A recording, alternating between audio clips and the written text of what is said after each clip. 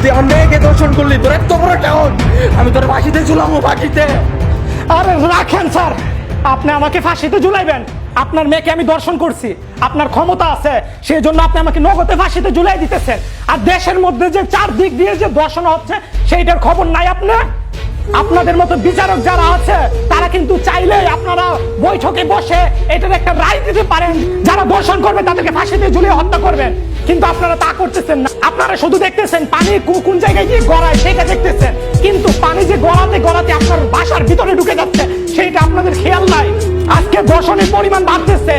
একজন কর্মজীবী যখন তার মেয়েকে বাসায় রেখে বাইরে যাবে, রাস্তাতে একটা ছেলে হেঁটে যাবে, যখন মেয়েটাকে পছন্দ হবে, ভাল লাগবে, তখনই কিন্তু রুমের ভিতরে এসে দর্শন করে চলে যাবে। কারণ যারা দর্শন করে তাদের শাস্তি হয় না। তাদের শাস্তি কি হচ্ছে আমরা দেখছি, তাদের শাস্তি হচ্ছে 2-3 মাস জেল।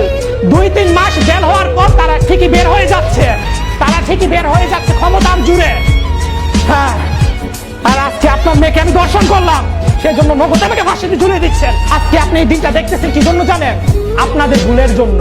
কারণ আপনারা যদি একটা দর্শককে যদি ফাঁসিতে ঝুলিয়ে হত্যা করতেন তাহলে আমাদের মতো মানুষের সাহস হতো না, দর্শন করার সাহস হতো না। যদি একটা দর্শনকারীকে যদি ফাঁসিতে ঝুলিয়ে হত্যা করতেন, দোষটা আপনাদের, আমাদের মতো মানুষদের না। আমরা যারা রেপ করি তাদের না, কারণ আমাদেরকে আপনারা আরো আগ্রহ করছেন রেপ করার জন্য।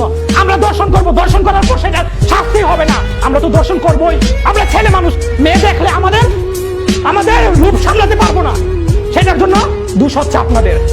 আপনারা বিচার একটা দর্শনকারীকে আপনারা ফাঁসিতে ঝুলিয়ে হত্যা করেন, দেখবেন আর একটা দর্শনকারীও সাহস পাবে না দর্শন করার। দোষ হচ্ছে আপনাদের। আমাকে ফাঁসিতে ঝুলাতে আসছে, তার জন্য তুই আমার মেয়েকে দর্শন করবি?